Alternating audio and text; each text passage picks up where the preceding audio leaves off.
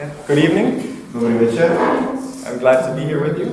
Som rád, že tu s vami dnes môžem byť. My name is Max Sukert. I'm from the United States. Moje meno je Max Sukert a som zo Spojených štátov amerických.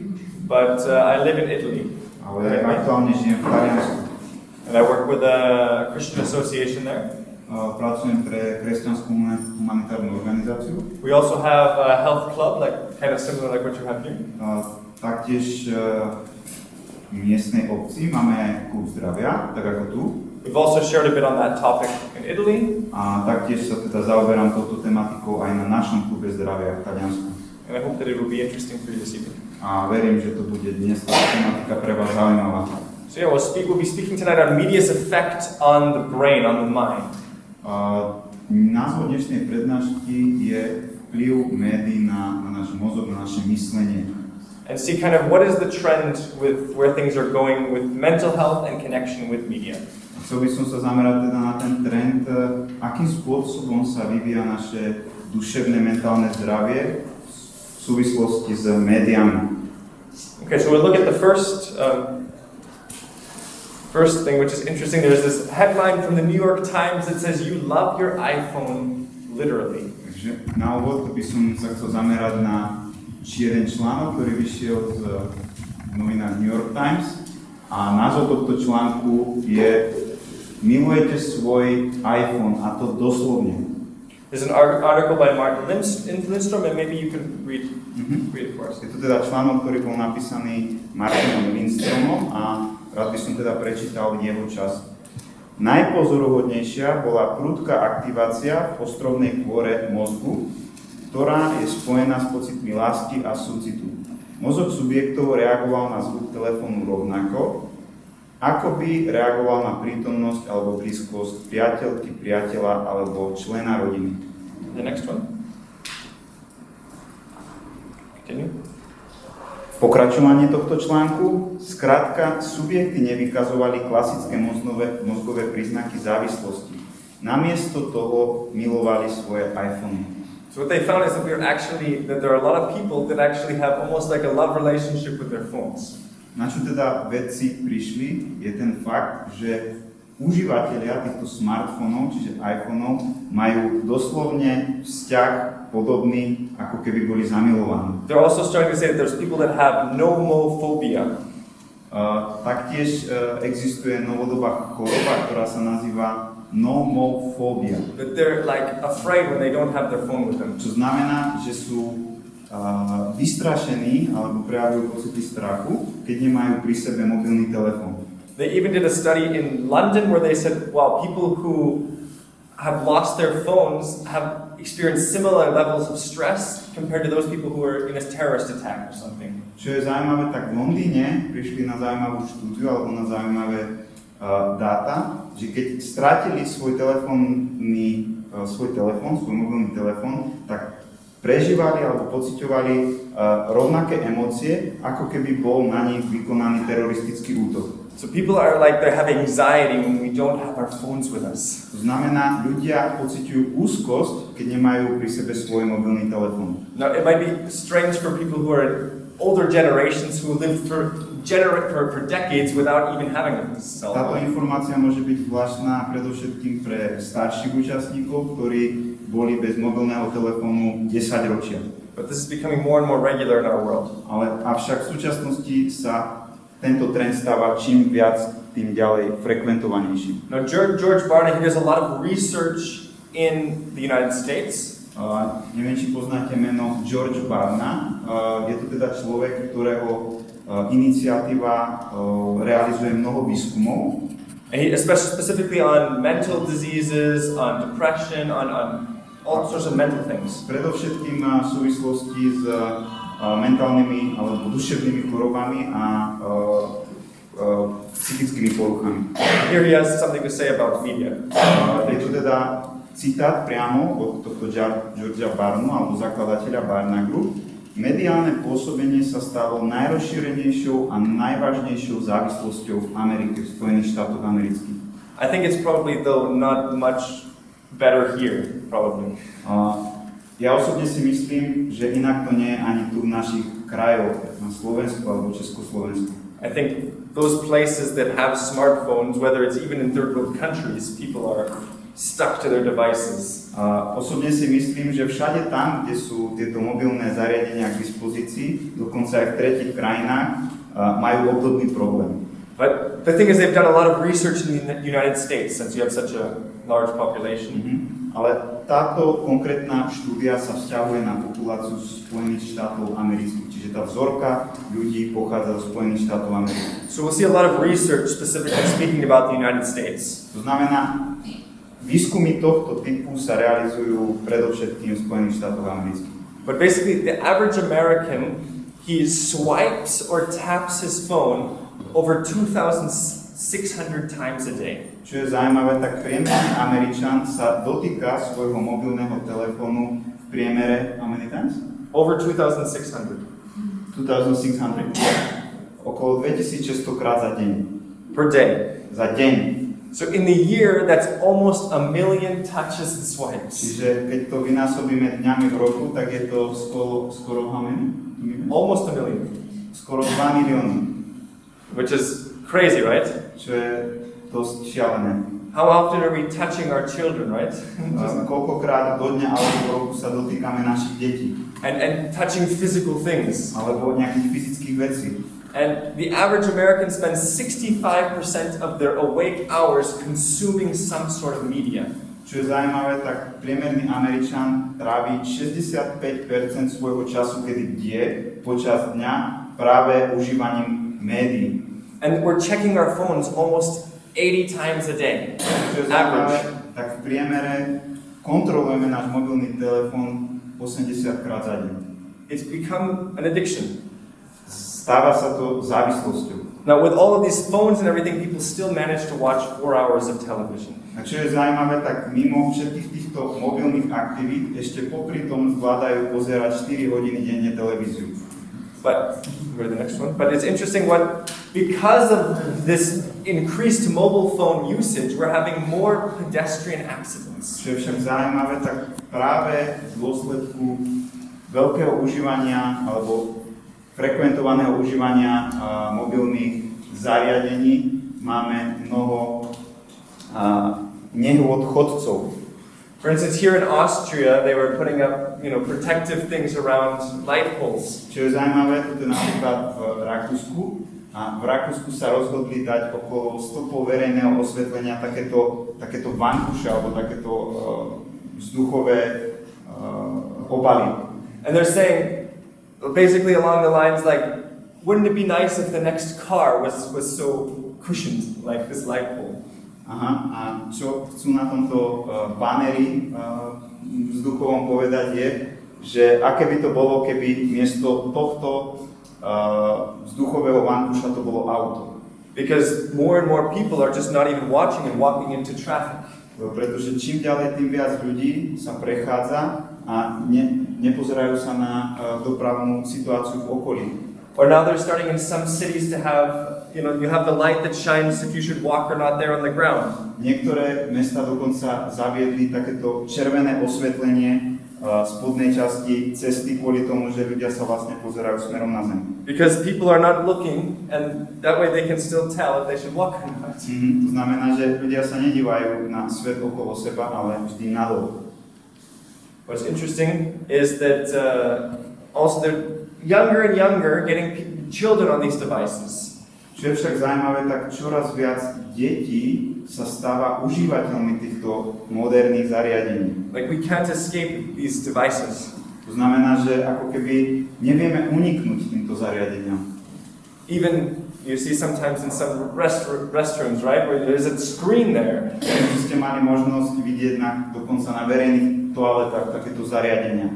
But the crazy thing is with this increased media consumption and increased social media connection, we're more disconnected than ever.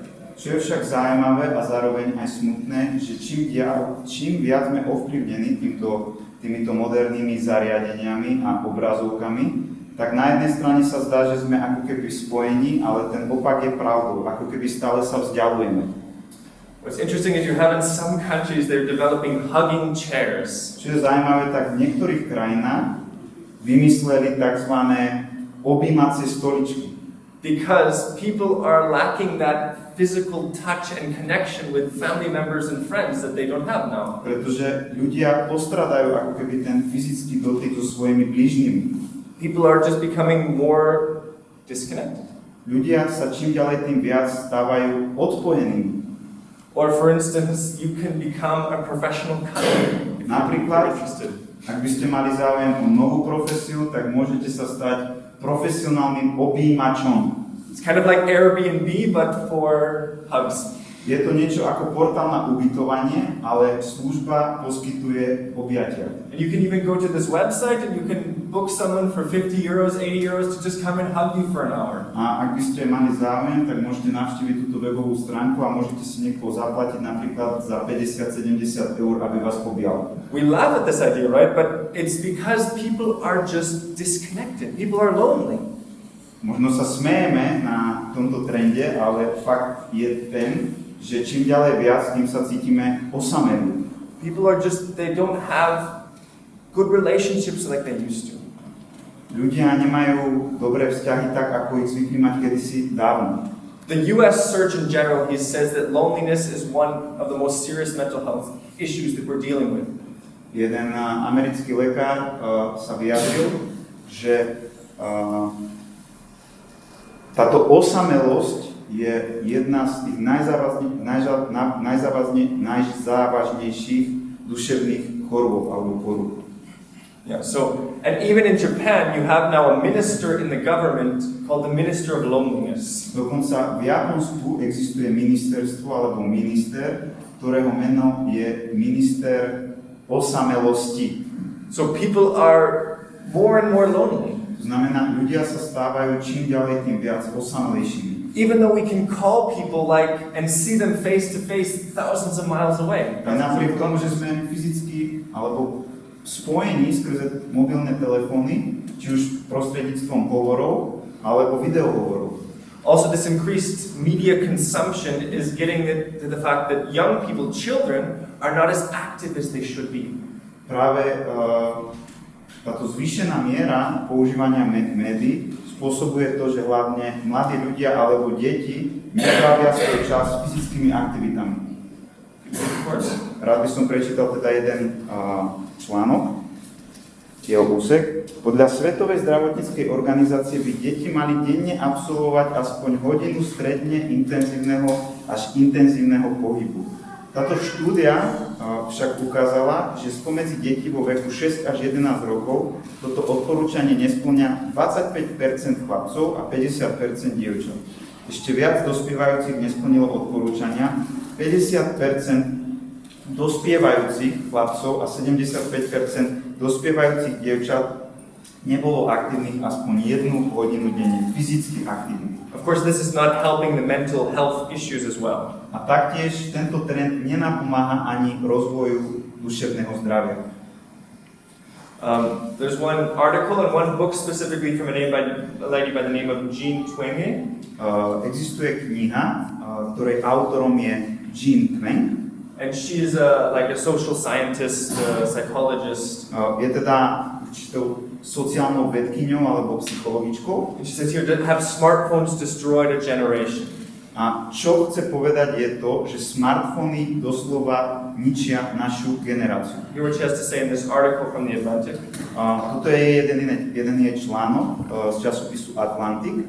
Postmileniálni tínedžeri, čiže tí tínedžeri, ktorí boli narodení po roku 2000, ktorí sú radšej v online priestore, ako napríklad vonku na party, sú síce chránení viac ako tínedžeri v minulosti, avšak na druhej strane sú na pokraji krízy duševného zdravia.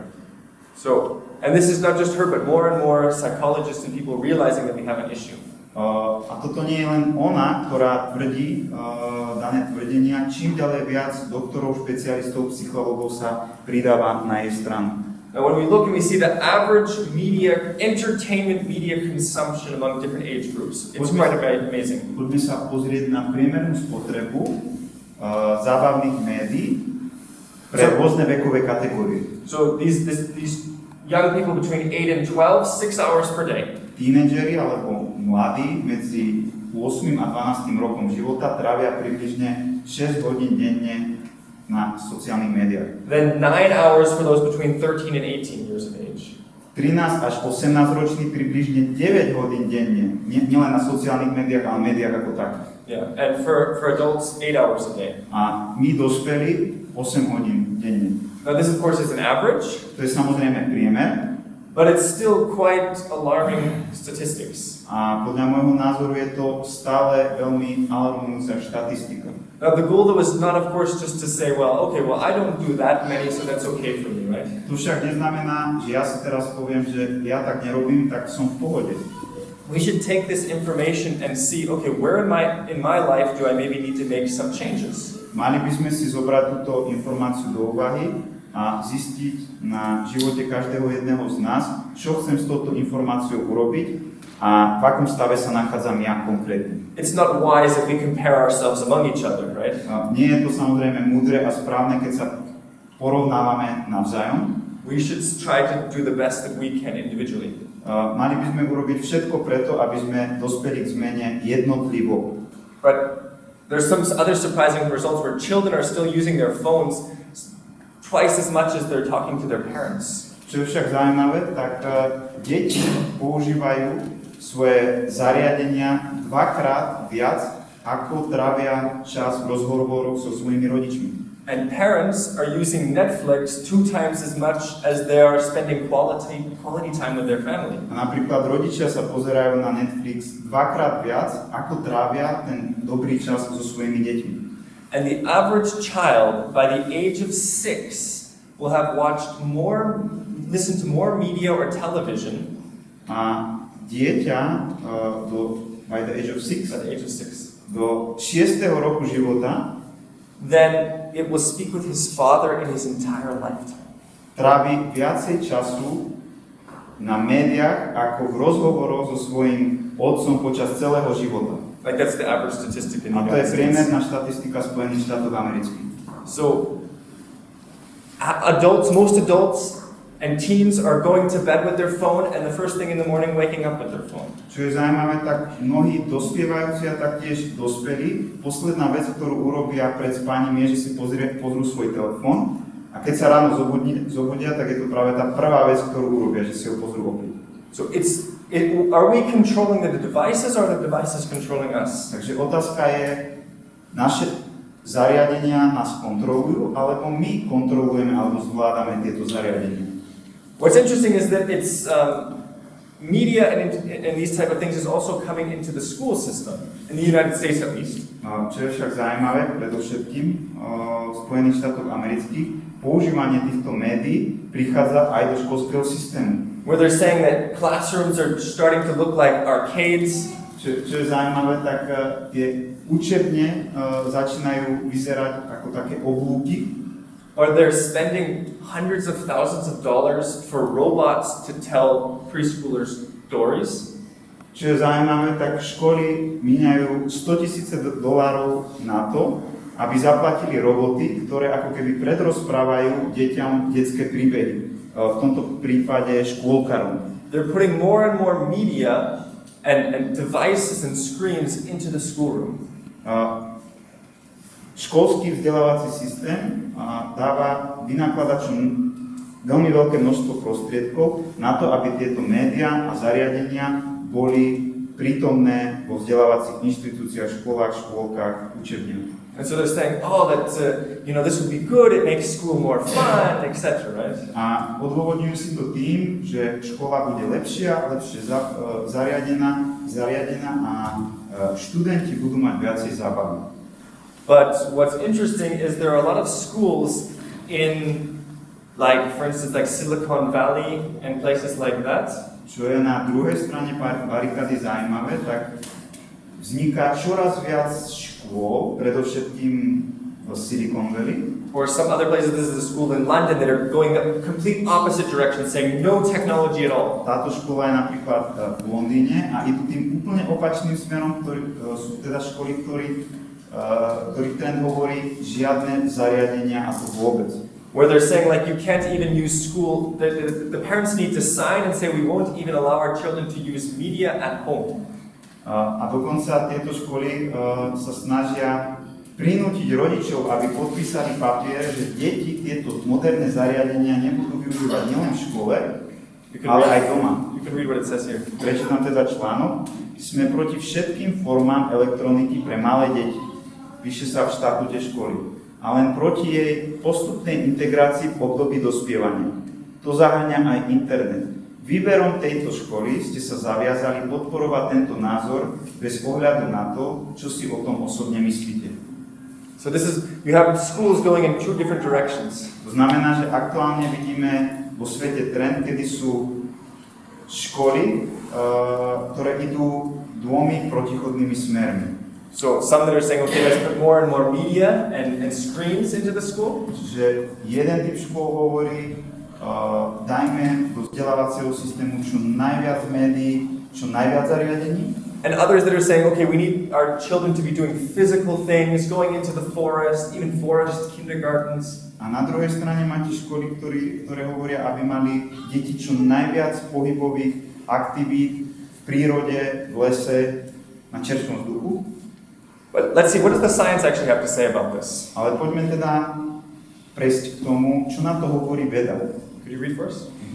Podľa novej správy o 15-ročných žiakoch v 34 krajinách vrátane USA, dokonca ani v krajinách, ktoré výrazne investovali do počítačových technológií do vzdelávania, nedošlo k výraznému zlepšeniu výsledkov buď v čítaní, matematike alebo v prírodných vedách. Okay, and continues. A túto štúdiu vydala OECD, alebo Organizácia pre hospodársku spoluprácu a rozvoj. V skutočnosti žiaci, ktorí v škole používajú počítače, veľmi často dosahujú oveľa horšie výsledky, a to aj po zohľadnení sociálneho prostredia a demografických údajov žiakov. So basically they found it as the more media, the worse the students do. Čo tým chce táto štúdia povedať? Čím viacej médií, tým horšie výsledky. So if we're learning with screens, it's actually, like for children, it's actually detrimental to their learning experience. Čo to znamená? Že ak deti používajú vo svojom vzdelávaní obrazovky, tak nie je to pozitívne pre ich vývoj. Which is interesting, it seems, right? It doesn't seem to make sense, but this is what the science is showing. Možno sa to zdá, že to nedáva zmysel, ale toto daná štúdia hovorí. What's interesting also is that this is an article from a professor who teaches surgeons in the UK. Toto je napríklad článok od doktora, ktorý je ako profesor a vyučuje chirurgov. And he says that because we're using so many screens, the children are not doing as well. Not the children, the students in the university are not doing as well in surgery because they don't have this ability to in the 3D world. A on dospel k názoru, že práve študenti užívaním týchto moderných zariadení ako keby strácajú ten cit v rukách, jemnú motoriku. So because we're always looking at just the flat screen, pretože sa stále pozeráme ako keby na tú obrazovku. And there are also studies showing that children are being later and later potty trained. Taktiež iné štúdie dokazujú to, že deti v čo najviac neskoršom veku sa učia ísť na nočník. Or later and later able to tie their shoes. Alebo dokonca v porovnaní s minulosťou sa v neskoršom veku učia viazať šnúrky. So we're losing touch with the physical world. To znamená, summa summarum, strácame dotyk s fyzickým svetom. Okay. Now this is another author, he writes Glow Kids. A toto je ďalší autor, ktorý napísal knihu alebo dielo Glow Kids, alebo Svietiace deti. Dr. Nicholas Kardaras. Jeho meno je doktor Nicholas Kardaras. And he's also focused on this area of psychology among children and such. Taktiež sa zaoberá témou psychológie u detí. If you could read what he has to say here. A taktiež má nám čo povedať. Za posledných 15 rokov som pracoval s viac ako 1000 tínedžerov a vypozoroval som, že žiaci, ktorí boli vychovávaní na high-tech strave, high-tech strava znamená média, moderné zariadenia, nielen, že majú väčšie problémy s pozornosťou a sústredením, ale zdá sa, že trpia aj pubertálnou nevoľnosťou, ktorá je zrejme priamym vedľajším produktom ich digitálneho ponoru. And it continues. A pokračuje, viac ako 200 odborných štúdí poukazuje na to, že čas strávený pri obrazovke súvisí so zvýšenou poruchou ADHD, hyperaktivitou, závislosťou od obrazovky, zvýšenou agresivitou, depresiou, úzkosťou a dokonca psychózou. And he's saying, so basically what he's saying is that also the industry is investing so much in getting their technology into the classrooms. Taktiež hovorí, že priemysel sa snaží prerážať do vzdelávacieho systému. But he said it's a $60 billion hoax. Ale je to 60 miliardový hoax. That it's actually being detrimental to the young people's brains. A v skutočnosti je práve škodlivý pre mozgy, myslenie mladistvých detí. That the devices and the amount of time we're using is messing with people's brains. Children's brains, young people's brains. Tieto zariadenia doslova škodia myslia mozgu detí, mladistvých. What's interesting is in the past like 10 years, this is still a bit older, but in the past over 10 years, 15 years more or less, the amount of depression has rose very strongly. Štatistiky ukazujú, že za posledných 10 až 15 rokov miera depresie narastá. Especially among young ladies. Predovšetkým medzi mladými dievčatami. So this is how much up to 20% of young girls who are either who are strongly depressed or have a major depressive episode. Táto štatistika teda ukazuje o náraste 20% mladých dievčat. And you see it went from 12% to 20%. To znamená, za to určité obdobie to zrastlo z 12 na 20%. In 10 years. Za 10 rokov. That's quite a big jump. To je celkom veľký skok v priebehu 10 rokov z 12 na 20%. Now with young men it's a little bit less of a problem in this area. Pre mladistvých mužov alebo chlapcov je ten trend lepší. But they struggle maybe in a different area. We'll see. Ale neskôr si teda ukážeme, že práve chlapci bojujú v inej oblasti. Another interesting thing is that here's maybe a bit more of a overview from 1999 to 2021. Tu máme ďalšiu štatistiku, ktorá sa tiahne od roku 1999 až po rok 2021. And this is about high school students who felt sad or hopeless or who had suicidal thoughts. A hovorí teda o študentov stredných škôl, ktorí majú alebo mali samovražedné a negatívne myšlienky. So you see that around 2011, 2012, sad or hopeless thoughts, it starts to skyrocket. Čo je zaujímavé, tak práve od roku 2010-2011 táto krivka stúpa rapidne hore. So and now suicidal thoughts, which seem to be getting better, is on the rise. A čo je zaujímavé, tak tá krivka samovrážd, ktorá je červená, od toho roku 1999 po nejaký rok 2009-10 išla exponenciálne dole miernym tempom, ale od toho momentu 2010 ide exponenciálne hore. This one is showing about specifically breaking up depression in the last years from 2005 to 2020. A táto krivka, alebo tento graf, hovorí teda o časovom úseku medzi rokom 2005 a 2020. And this is 12 to 17-year-olds. V skupine medzi 12 a 17 ročnými, who had major depression in the last year. Ktorým trpia veľkými depresiami v posledných rokoch. And you see the percentages going much higher. Also around the year 2011, 2012 starts to go up. A opäť tam vidíme ten trend, že od toho roku 2010-2012 tá krivka ide exponenciálne nahor. And we know what happened in 2020, right? A určite si každý z vás pamätáte, čo sa udialo v roku 2020. With COVID and this type of trauma, these type of things, right? V súvislosti s covidom a nadväzujúcimi traumami. But what all was happening, this was happening before COVID. Čo je však zaujímavé, tak tento trend hovorí o tom roku 2020 2010-2012, ktorý sa udial pred covidom. In some cases, COVID just exacerbated the problem. A v niektorých prípadoch ten COVID ako keby len znásobil ten trend, ktorý už tam bol od toho roku 2010-2012. Now, of course, these studies are just correlational. Ako teda hovorím, tieto štúdie sú len ako keby vzťahové. So people could say, well, is it really that people are using phones more, or is it just, To znamená, nedávajú ako keby jednoznačnú odpoveď na to, či je to ovplyvnené priamo užívaním médií. Môžu tam byť aj iné faktory, ktoré tieto štatistiky môžu ovplyvňovať. Or is it just that depressed people use social media more, right? Alebo sú to v podstate len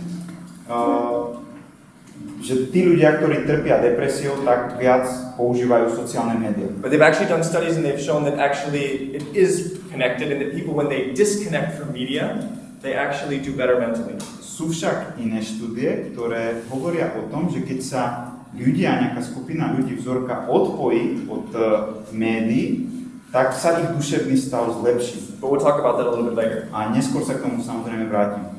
Now this one we also see here, the amount of self-harm that's gone up from 2011-2012. Čo je zaujímavé, tak táto modrá krivka hovorí, že od roku 2008-2009 sa seba poškodzujúce javy výrazne zvyšujú v populácii. And suicide. A taktiež samovraždy. And what age? 12 to 14? 12 to 14, yeah. Áno, vo 12 veku... to 14-year-old girls. Aha, je to konkrétne vzorka 12 až 14 ročných dievčat. Now, why 2011? Why 2012? Why that time? Why does all the graphs start to go up from that point? Prečo všetky tie grafy poukazujú, že ten trend začal narastať práve okolo toho roku 2008, 2010, 2012? This is the time when in the United States, you start to have 50% of the population owns a smartphone. To je práve ten moment, alebo ten zvrat, kedy 50% populácie začalo používať tieto mobilné telefóny alebo zariadenia. Interesting, right? That when we start to have more smartphones, then all of the depression among teenagers goes up. Čo je zaujímavé, tak práve tu vidíme ten trend, že čím viacej používame naše smartfóny, tak práve na vzorke mladistvých alebo dospievajúcich ľudí vidíme nárast či už sebapoškodzovania alebo samovrážd. And of course, it depends also on the frequency that we use these things, right? Samozrejme, musíme zohľadniť aj fakt, ako často používame tieto zariadenia. Because if you read this verse. Chcel by som teda prečítať časť článku z Forbesu. V porovnaní s používateľmi, ktorí si sociálne médiá prezerali menej často, majú účastníci, ktoré sociálne médiá používajú veľmi často, 2,7 krát vyššiu pravdepodobnosť depresie. To znamená, že tu vidíme ten rozdiel medzi menej často versus veľmi často. Again, it continues. A tento článok pokračuje. Prečo by intenzívne používanie sociálnych médií mohlo spôsobiť depresiu? Vystavenie vysoko idealizovaným reprezentáciám rovesníkov na sociálnych médiách vyvoláva pocity závisti a skresleného presvedčenia, že tí ostatní vedú šťastnejší a úspešnejší život. Uvádza sa v tejto štúdii. So the problem, especially with young ladies, right? Toto je problém predovšetkým s mladými dievčatami. Is we're comparing ourselves, right, on social media. Kedy sa snažia porovnávať na sociálnych médiách so svojimi rovesníkmi. And it's not reality, right? Here's not reality. A to porovnávanie nie je realita.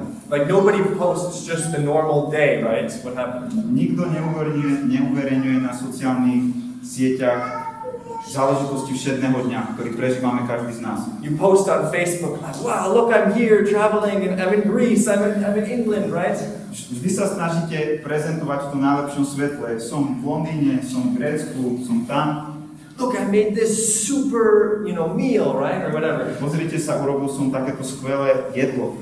And then you start to think, well, my life's not so interesting like everybody else's. Right? A tak si niekto môže pomyslieť, wow, môj život nie je taký zaujímavý ako môjho rovesníka. And that can cause, problems. A to môže spôsobiť mysli človeka duševné problémy. Just more studies showing about how, specifically these studies were on Facebook showing that they're detriment to mental health. Štúdia teda ukázala, že predovšetkým Facebook môže mať poškodzujúci vplyv na duševné zdravie. So basically, if you want to look at how much self-esteem someone has, Dám vám takú jednu radu. Keď chcete zistiť, aké sebavedomie má nejaký človek, one way to check would be see how much social media are they using. tak pozrite sa na neho a zistite, alebo na mňa, na seba, ako často používam sociálne médiá. There might be a connection. Môže tam byť určitá súvislosť. But there's also other interesting things in the research, what's coming up. Sú tu ďalšie zaujímavé fakty, ktoré vychádzajú z týchto štúdí. Where this is speaking about how Facebook manipulated over almost 700,000 users' emotions in a study. Existuje štúdia, v ktorej Facebook manipuluje u skoro 690,000 používateľov ich emócií. So if you could read for us. Vedci pod vedením dátového vedca Adama Kramera zistili, že emócie sú nákazlivé. Keď sa znížili pozitívne výrazy, ľudia produkovali menej pozitívnych príspevkov a naopak viac negatívnych príspevkov. Keď sa znížili tieto negatívne výrazy, došlo k opačnému trendu. So basically they took the people and they divided them into two groups without them knowing, without their consent. Čo teda urobili je v tejto štúdii to, že zobrali určitý počet ľudí a rozdelili ich do dvoch skupín. And this group, they changed their algorithm so that they saw more positive posts on their Facebook wall. V tej prvej skupine zmenili algoritmus za účelom zverejňovania pozitívnych komentárov, pozitívnych výrazov.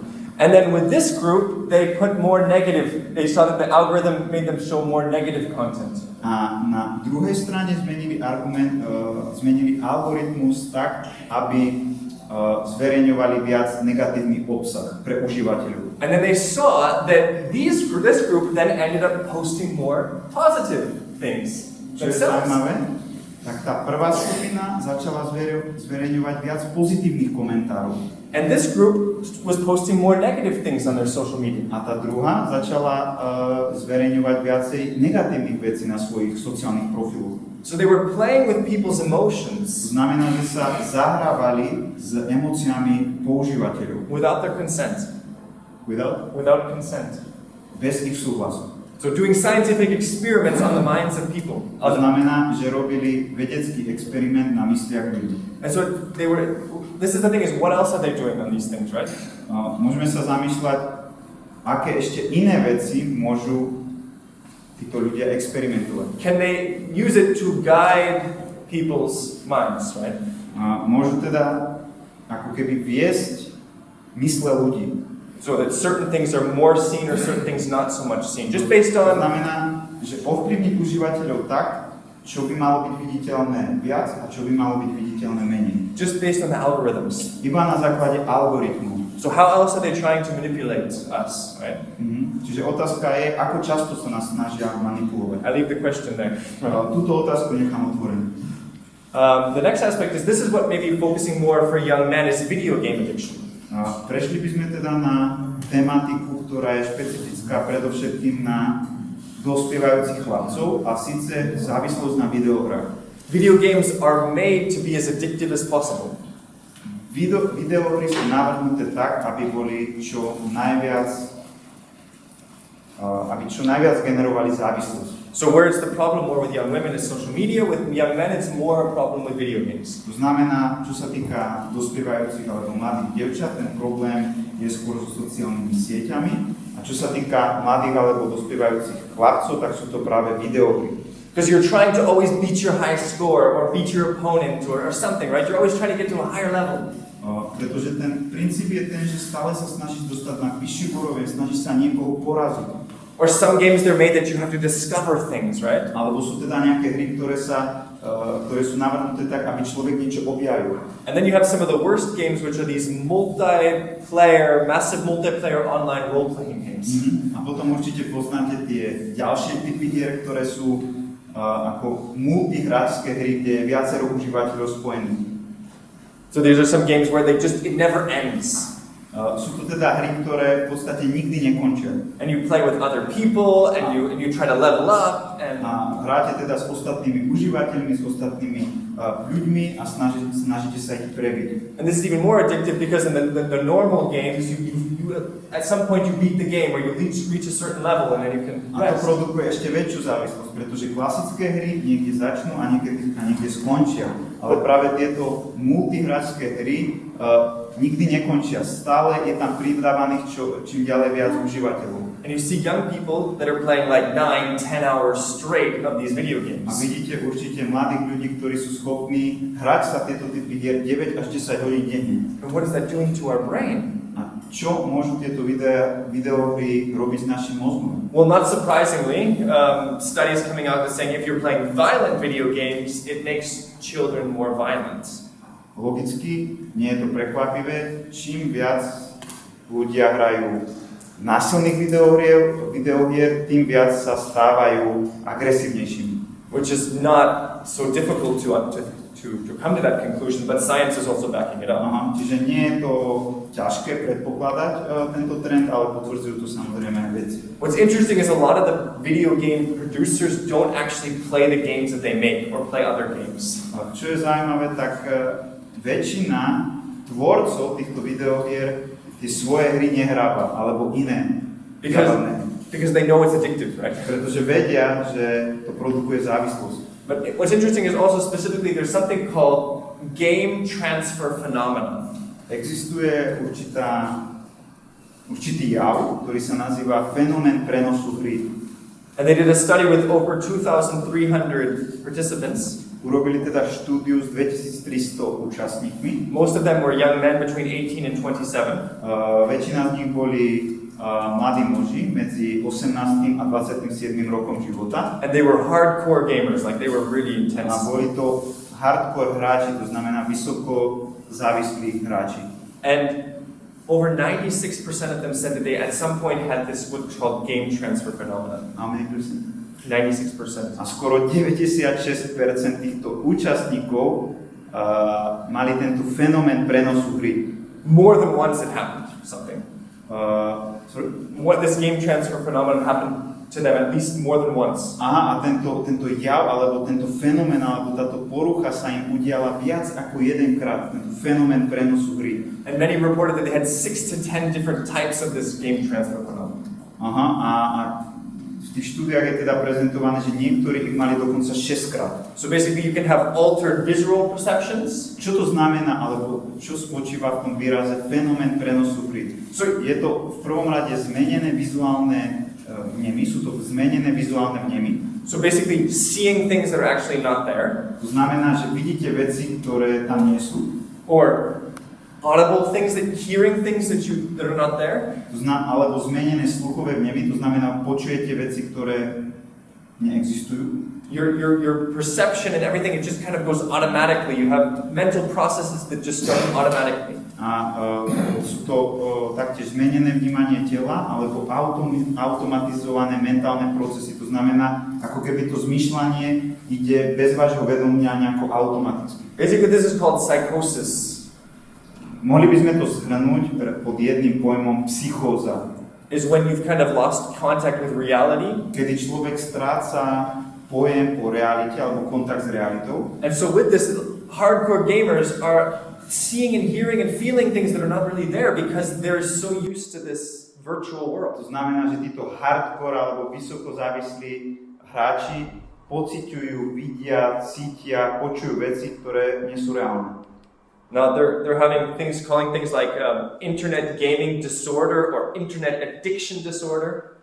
Existuje iná porucha alebo iný termín, porucha internetového hrania alebo porucha závislosti od internetu. If you could read it for us. Rád by som teda prečítal komentár. Pretrvávajúce a opakované používanie internetu na hranie hier, čo vedie k psychosociálnym problémom a abstinenčným príznakom, ako je podráždenosť, úzkosť a smutok, podobné ako pri hazardných hrách a užívaní návykových látok. V momente, čiže tieto javy sa dejú v momente, keď je prístup na internete odopretý.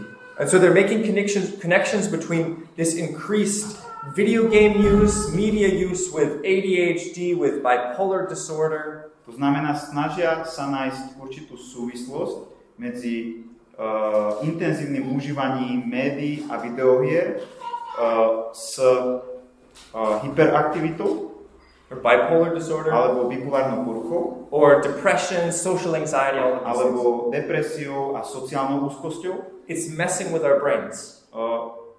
Narúša to naše mozgy, naše procesy v mozgu. Now, what about the morality? Is morality actually affected by these media? Like, for instance, let's talk about video games, movies, these type of things. Ďalšia dôležitá otázka, ktorú by sme si mali klásť, čo tak morálka? Je naša morálka ovplyvnená médiami, videohrami a tak ďalej? By the age of 18, children have seen over 200,000 acts of violence. By the age of 18? Yeah. Do 18. roku života títo jedinci videli vyše 200,000 násilných činov. Because of TV and movies. Pretože kvôli televízii a filmom. And video games. A videohrám. I mean, we're speaking about things like, you're seeing someone get hit, you're seeing someone get kicked, or cartoons, they're smashing each other. To znamená, hovoríme o rozprávkach, o filmoch a tak ďalej a tak ďalej. To znamená nejaké výseky.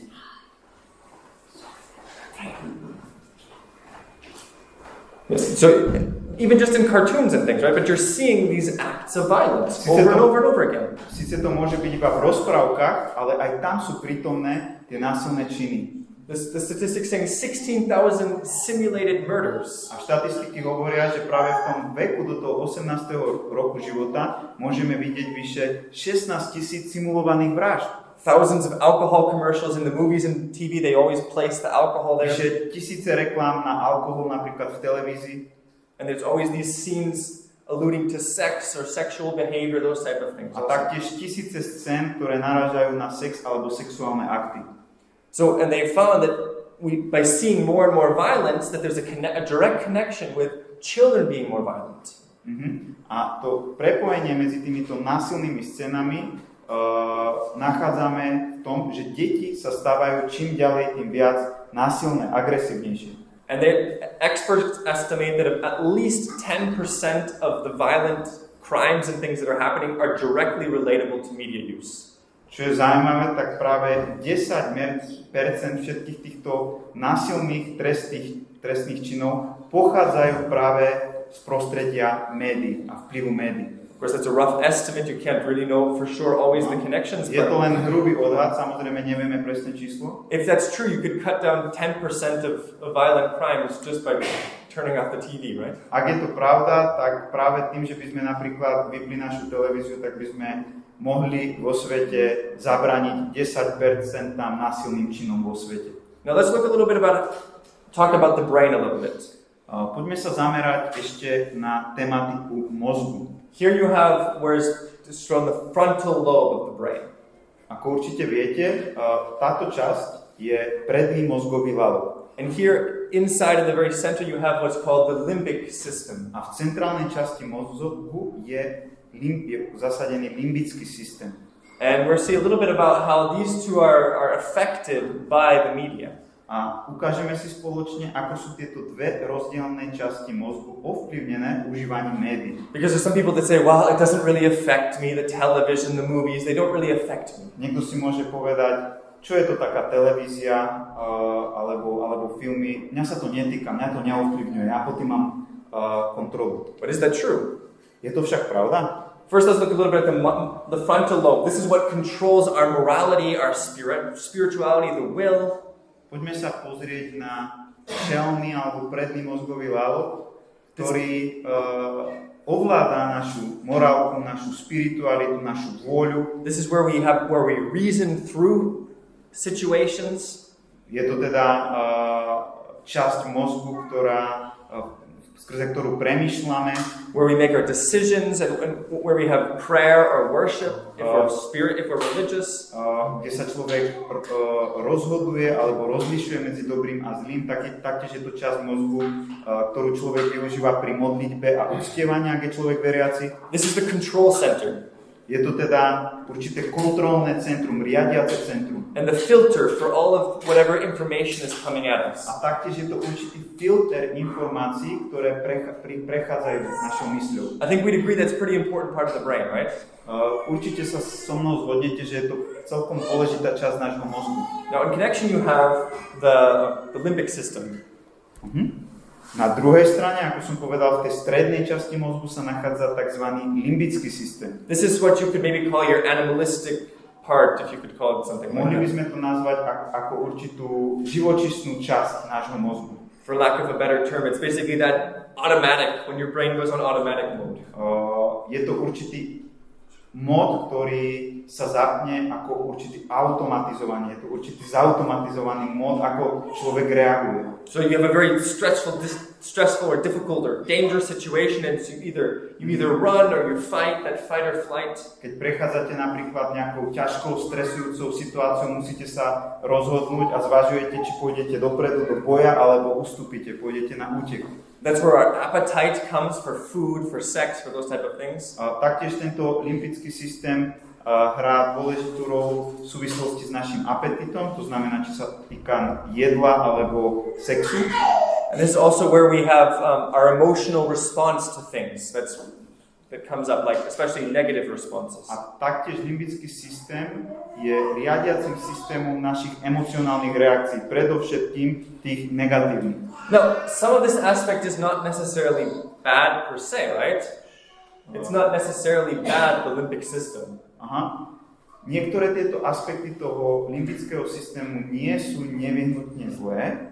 The problem is if we allow the limbic system to be what's controlling us and not the frontal lobe. Problém sa stáva vtedy, keď tento limbický systém ovplyvňuje naše rozhodnutia. But what they find is, so basically, first off, we want this, the frontal lobe is what we want to be strengthened. Yeah. Čo tým chcem povedať je to, že práve ten predný mozgový lalok má za úlohu sa rozhodovať a taktiež chceme, aby ten predný mozgový lalok bol vpredu alebo posilnený. But we find that with more television use, actually, it decreases the gray matter in the brain. Čo je však zaujímavé, tak práve pozeraním televízie, it actually reduces the amount of gray matter. Your brain starts to shrink. Čo je zaujímavé, tak práve pozeraním televízie sa ako keby zmenšuje alebo scvrkáva sivá hmota, mozgová kôra alebo sivá hmota. Over a long period of time, right? Samozrejme v priebehu dlhého časového obdobia. But the shrinkage is mostly happening in the frontal lobe. Ale čo je zaujímavé, tak práve toto scvrkávanie tej kôry sa deje práve iba v tom prednom mozgovom laloku. And this entertainment media is strengthening the limbic system and weakening the frontal lobe. A práve tieto zábavné médiá posilujú náš limbický systém a tým pádom ten predný mozgový lalok ide do úzadia, čiže sa oslabuje. Now, of course, it all depends on what kind of media we're using, right? Media in itself is not evil per se. Čo tým však chcem povedať je to, že médiá ako také nie sú zlé, ide o obsah. It's a tool, right? It's a tool that we can use. Médiá a zariadenia je samozrejme prostriedok. But, I mean, for this presentation, I used media to research everything, right? Napríklad skrze médiá alebo tieto zariadenia, ktoré používam na tejto prednáške, slúžia k tomuto účelu a samozrejme skrze tie médiá som vyťahol aj tieto informácie, ktoré používam v tejto prezentácii. But it's especially dangerous is the social media and entertainment media. Čo je však nebezpečné sú sociálne siete a zábavné médiá. And just I mean, think about it also, that of course it depends on which kind. You know, this is very different than that, right? When we're speaking about. Dobre, keď si to ukážeme na konkrétnom príklade, tak tieto dva obrázky sú rozlišné. A nature documentary is not the same intensity for our brain as action film. Dokumentárny film má iný vplyv na náš mozog, na procesy v mozgu, ako napríklad akčný film. Of course, there are some documentaries now that are getting more and more intense, that are almost like action films, but Existujú však dnes aj dokumentárne filmy, ktoré sa už čím ďalej tým viac podobajú akčným filmom, ale to je iná tematika. But there's another thing that's why this is a bit dangerous, these type of things. Ale je tu teda iný dôvod, prečo sú tieto veci nebezpečné. Is when you're watching something on the screen, keď sa pozeráte na obrazovku, you're having 30 images per second. Prebieha 30 obrazov za sekundu počas filmu. 30 images. 30 obrazov za sekundu. And so would it be an exaggeration to say that this is maybe some type of at least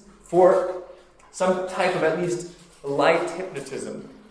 Mohli by sme to zhrnúť, že je to určitá jemná forma hypnózy, týchto 30 obrázkov za sebou za sekundu. Now we just think about it when you're in the room, right, and you're watching the television or your phone.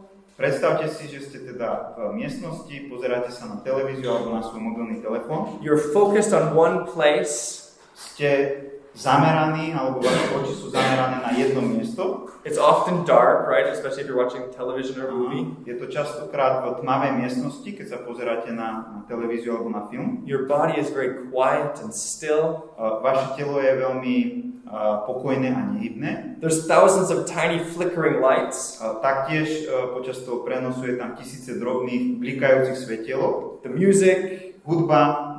You're focusing your mind on what you're watching. Človek je zameraný na to, na čo sa pozerá. And actually, because of this intense speed, your brain is not able to keep up. A vzhľadom na túto obrovskú rýchlosť toho sledu tých obrázkov, váš mozog to nestíha spracovať. Your brain is overwhelmed by the information that it's receiving. Váš mozog je doslova premožený všetkými tými informáciami, ktoré prijíma. And you're just submissively taking the information in. A vy podvedome len prijímate všetky tie informácie.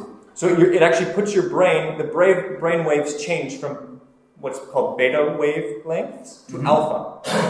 Váš mozog doslova prechádza z tzv. Beta štádia do alfa štádia, alebo alfa stavu.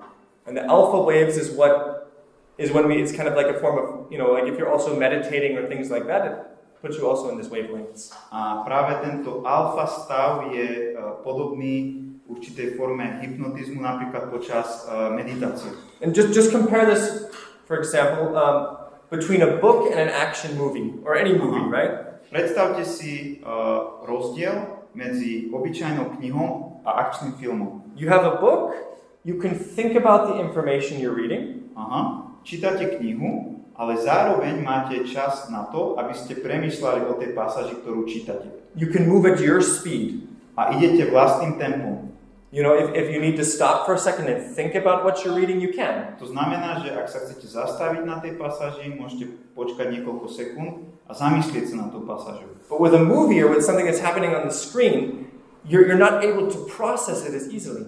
Ale vo filme, keďže tam prechádza niekoľko tých scén v priebehu jednej sekundy, tak nie je to také jednoduché sa zastaviť a popremýšľať na to. Even if it's just a story, your brain is not able to keep up with the changing information. Aj napriek tomu, že to je nejaký príbeh, tak váš mozog nestíha spracovať tie informácie v tak krátkom čase. Especially if the scenes are changing very quickly. A predovšetkým vo filmoch, kde tie scény idú a menia sa jedna za druhou. It's like every couple seconds you have a different scene change. Každých pár sekúnd máte inú scénu.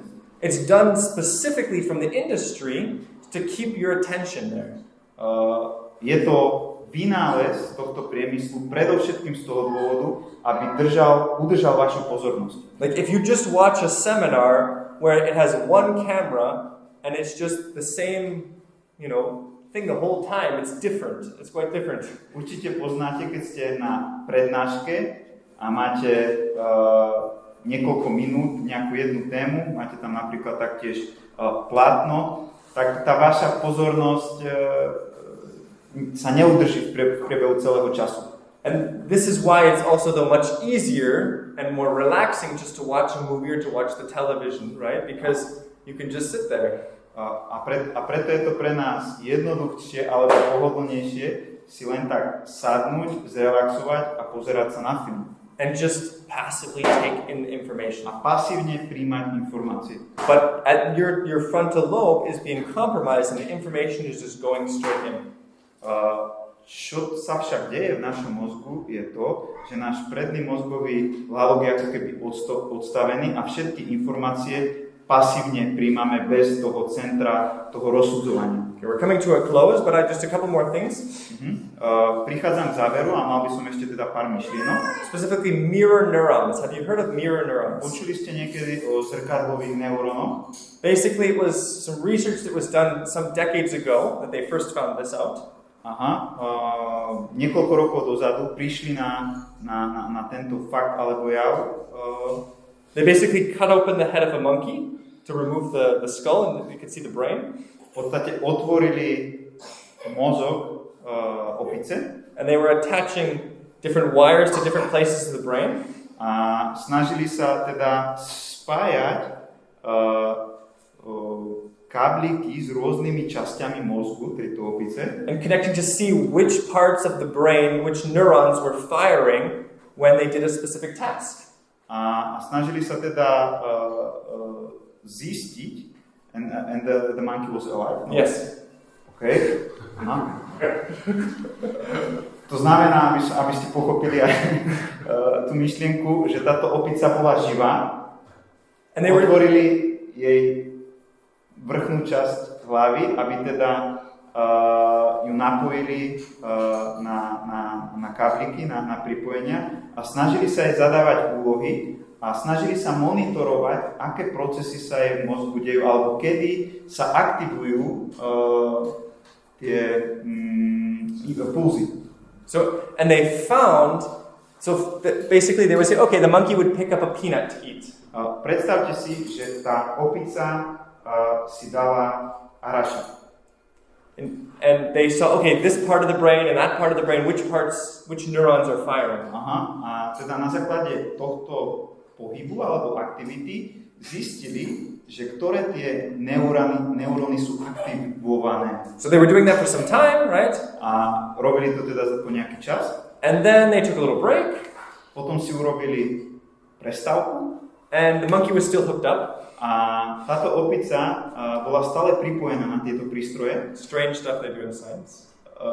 Robia zaujímavé veci vo vede. But there was one of the researchers, during the break, he went and picked up a peanut and started to eat it. Takže si predstavte, že výskumníci teda prerušili výskum. Táto opica bola stále napojená a jeden z vedcov si išiel zajesť. And it found out that the brain neurons in the monkey were firing from what he was seeing. A čo bolo zaujímavé je, že práve zachytili, tie prístroje zachytili, že neuróny tejto opice boli aktivizované práve v momente, keď sa pozerala na takto vedca, ako je. And they found out that basically what we see, our brain reacts as if we had done the act ourselves. A na základe tohto nečakaného pozorovania zistili, že to, na čo sa pozeráme, ako keby korešponduje s tým, ako keby sme my boli tí aktéri. They've even done studies where what we read actually affects our brain almost in a similar way.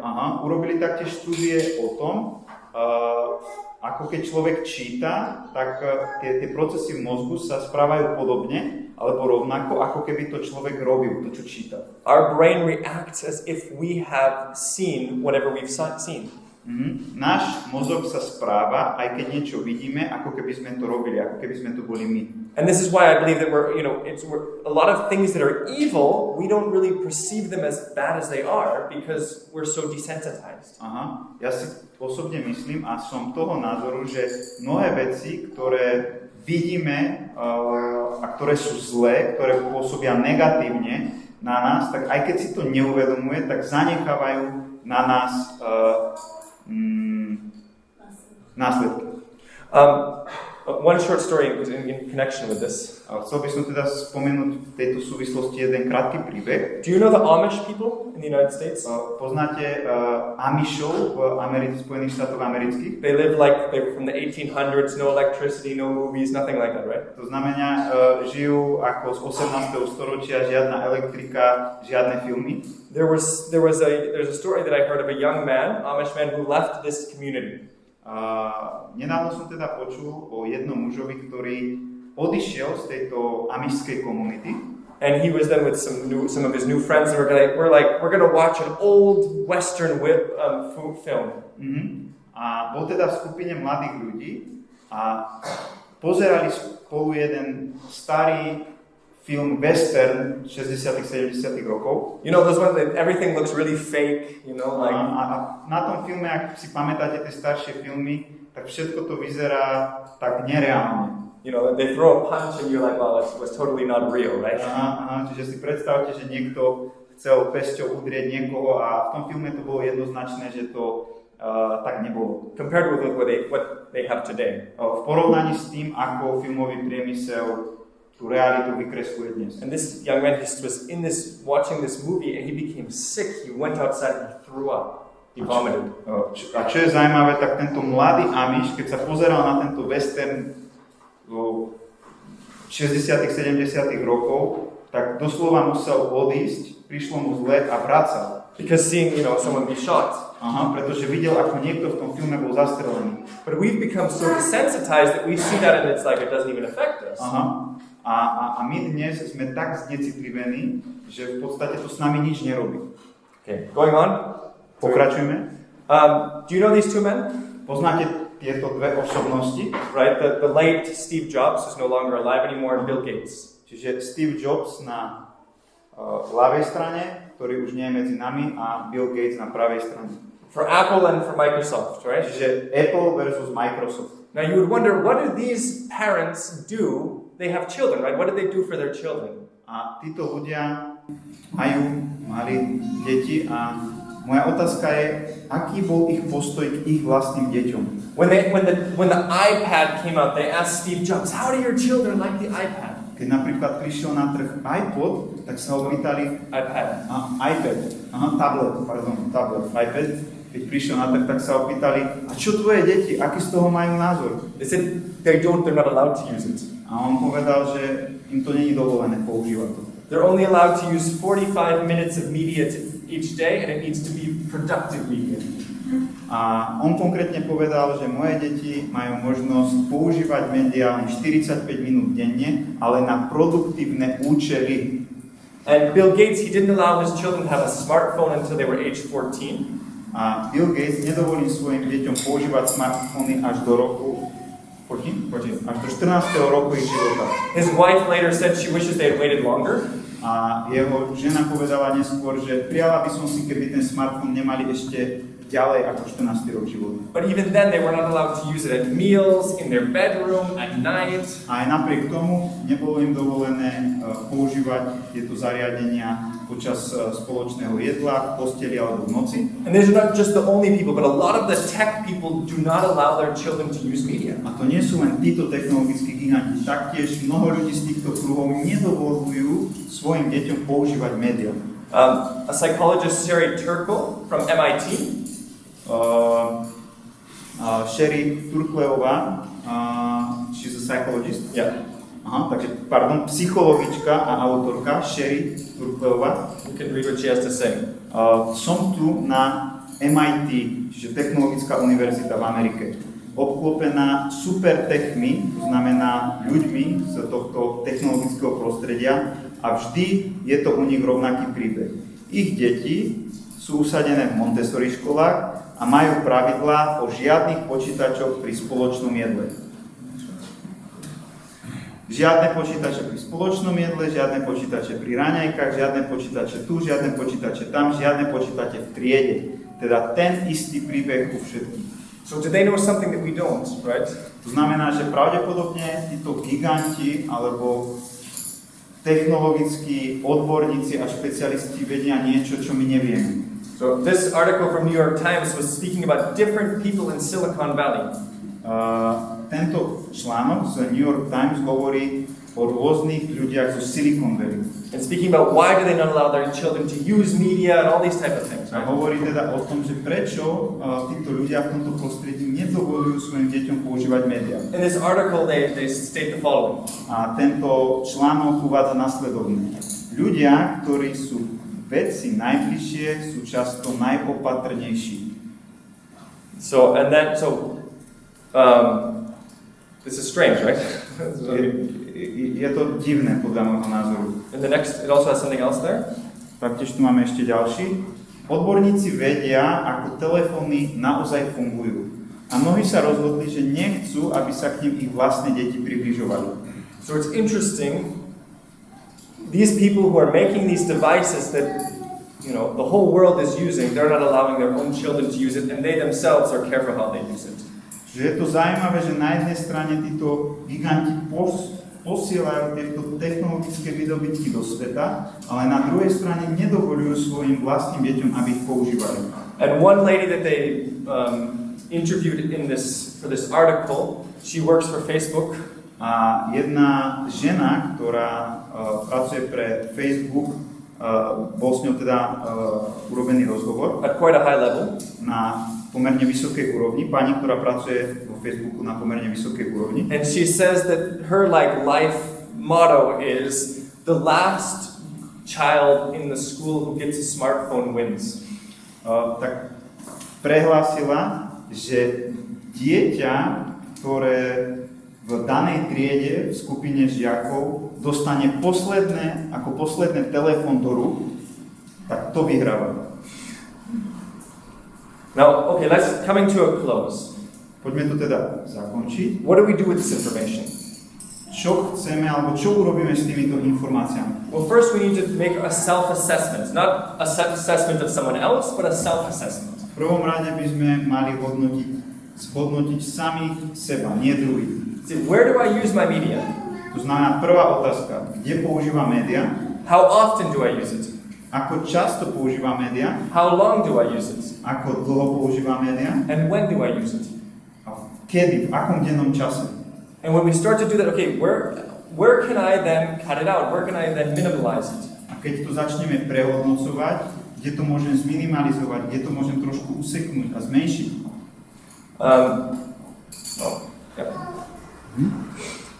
One thing that I would suggest for all of us is to take time to limit our social media and entertainment for a period of time.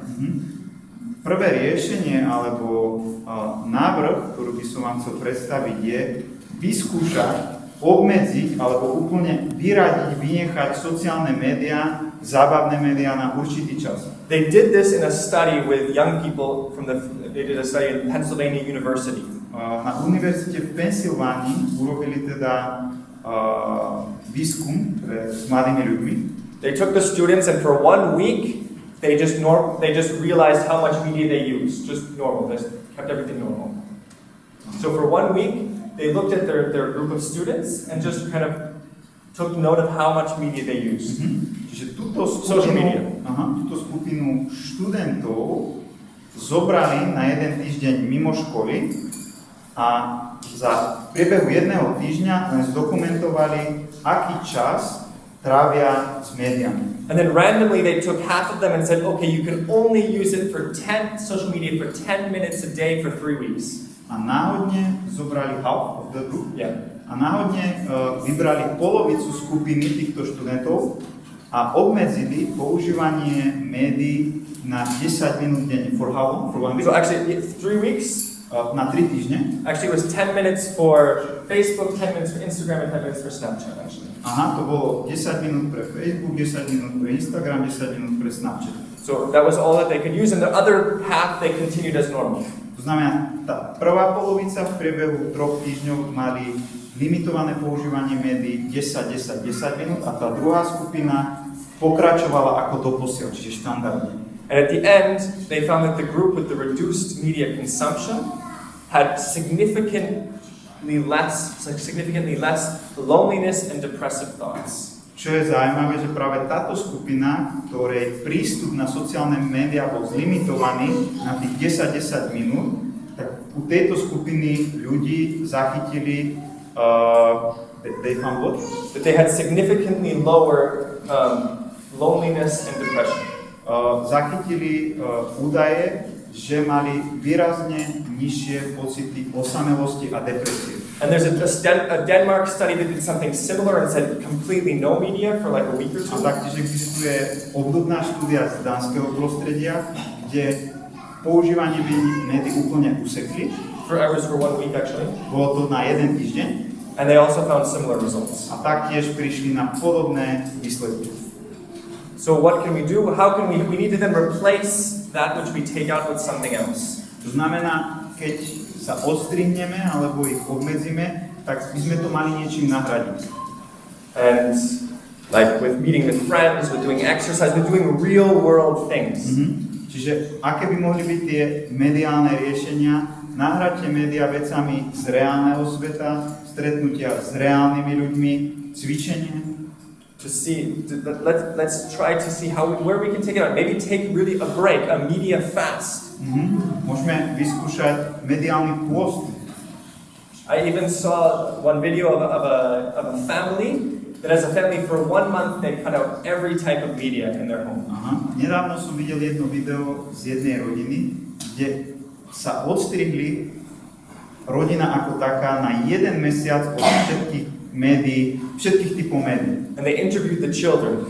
A neskôr teda robili interviu s deťmi z tejto rodiny. And they said at the beginning the children were like they really didn't want to do this. A čo je zaujímavé, tak na začiatku tie deti povedali, že nechcú ísť do toho, že sa im to nepáči. But by the end of the month they said, wow, this was really good. We were like reading books, spending time as a family. It was really good. A na konci mesiaca to brali veľmi pozitívne. Tieto deti čítali knihy a trávili viacej času s rodinou. So I shared a lot of bad statistics and bad news, right?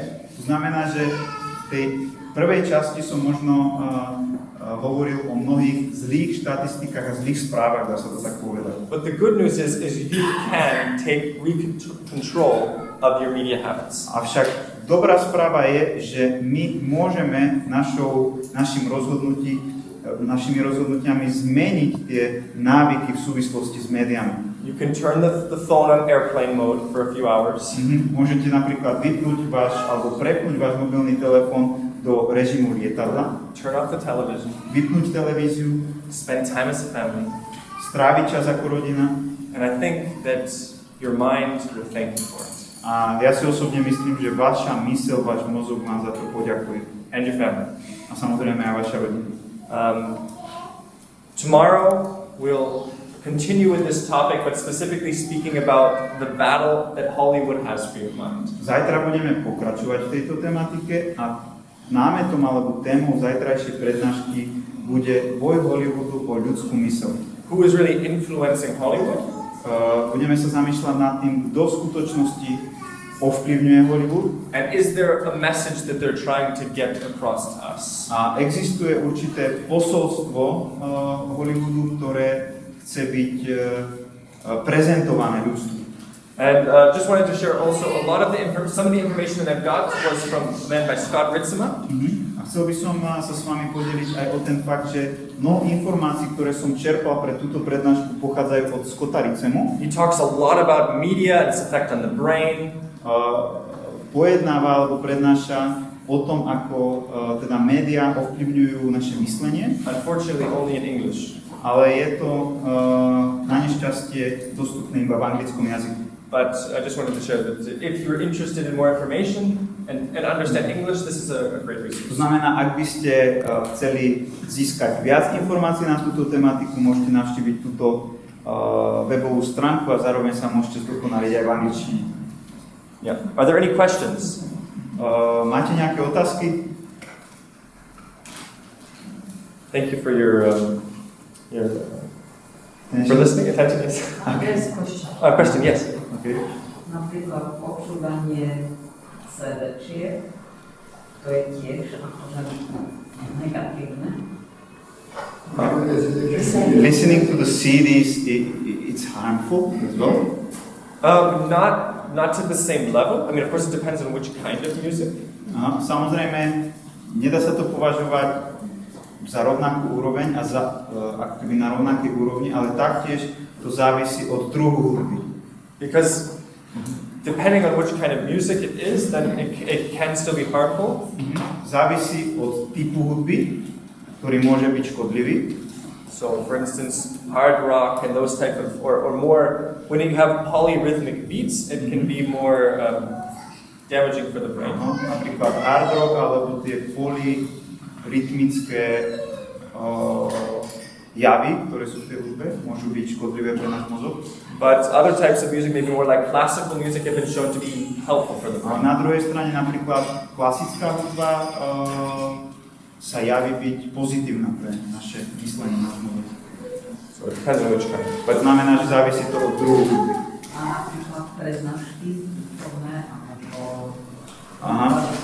And how about the lectures, like spiritual lectures? I think it's still different because it's usually not the same fast-paced changing scenes. Ako teda povedal v tej prednáške v súvislosti s filmami, tak napríklad prednášky nemajú ako keby tú sekvenciu tých rýchlych obrazov. To znamená, prednášku ľudská myseľ zvláda zachytiť a kriticky aj nad tým uvažovať. Ako keď je nejakých 30 obrazov za sekundu v nejakom filme. Yeah, so that's one thing where it's a bit different. Still, of course, it's probably better to limit that amount of time. It's probably still good to make sure that you put a limit on how much you're watching, even of those type of things. A taktiež je dôležité zohľadniť ten fakt, že je dôležité zohľadniť aj aký čas tomu človek venuje. And when you're watching it. A kedy. Because if you're watching things on a screen right before bed, it's also not good for your sleep and for your melatonin. Pretože keď sa aj pozeráme na nejaké prednášky tesne pred spaním, tak taktiež to môže mať negatívny vplyv na náš spánok. So, but for sure, it's still much better than entertainment media. Ale suma sumarum je to stále lepšie ako zábavné médiá. Áno? Že človek dokáže na tým sa dívať aj celý deň. Ale na prednášky hodiny klesá. To watch the entertainment media, I mean, it's possible for us to watch it over the whole day long, you know. But on the other hand, to pay attention for the lecture of this kind, usually after 1 hour, we lose our attention. Yes. Áno, správne. Well, they've been seeing that over the decades that the attention span has gotten less and less. Výskumy však ukazujú, že práve tá pozornosť, ktorú sme schopní venovať nejakej téme, tak tými 10 ročiami klesá naša pozornosť. And going back to music, a lot of the popular music from Hollywood and such. Ak sa teda zamýšľame o hudbe a o populárnej hudbe napríklad z prostredia Hollywoodu, it used to be that you would have first like 15-20 seconds where there was nobody singing in the music, right? V minulosti to bolo tak, že prvých 15 až 20 sekúnd v tej hudbe, tá hudba ako keby začínala ticho. Prvých 15-20 sekúnd. Like an intro. Ako taký úvod. But modern music you have to start with the lyrics already after 1 or 2 seconds. Ale v modernej hudbe ona začína hneď po 1 alebo 2 sekundách. So the attention span is getting smaller. To znamená, že aj tá pozornosť toho poslucháča sa v priebehu tých 10 ročí znižuje. Kedysi bolo teda taký ten úvod 10-15 sekúnd, ale dnes je to po sekunde 2 plné rytmy. I hope this information can be helpful.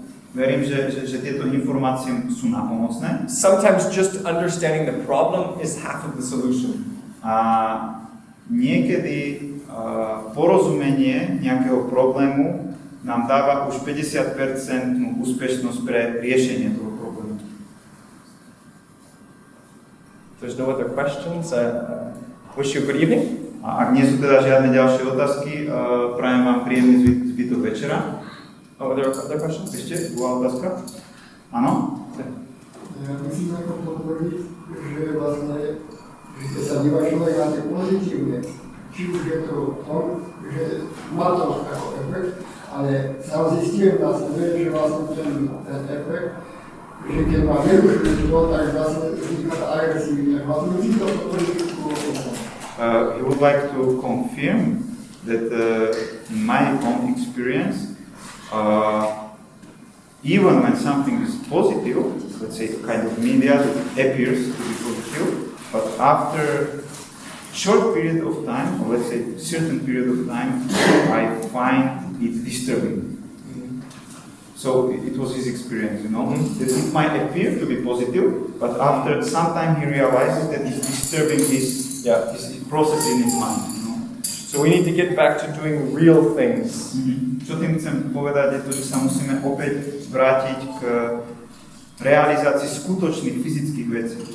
And just one more thing, if I can say that. A chcel by som ešte pridať jednu myšlienku. It's interesting if you look at old people. Čo je zaujímavé, keď sa pozriete na starých ľudí, when they're often put in nursing homes, right? Ktorí sú častokrát daní do domov dôchodcov.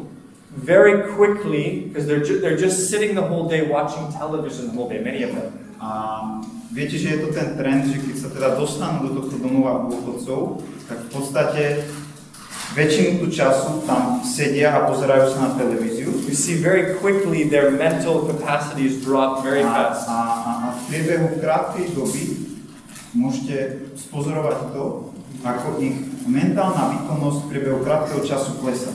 And I know that with my own family members. A ja to viem sám na mojich rodinných príslušníkoch.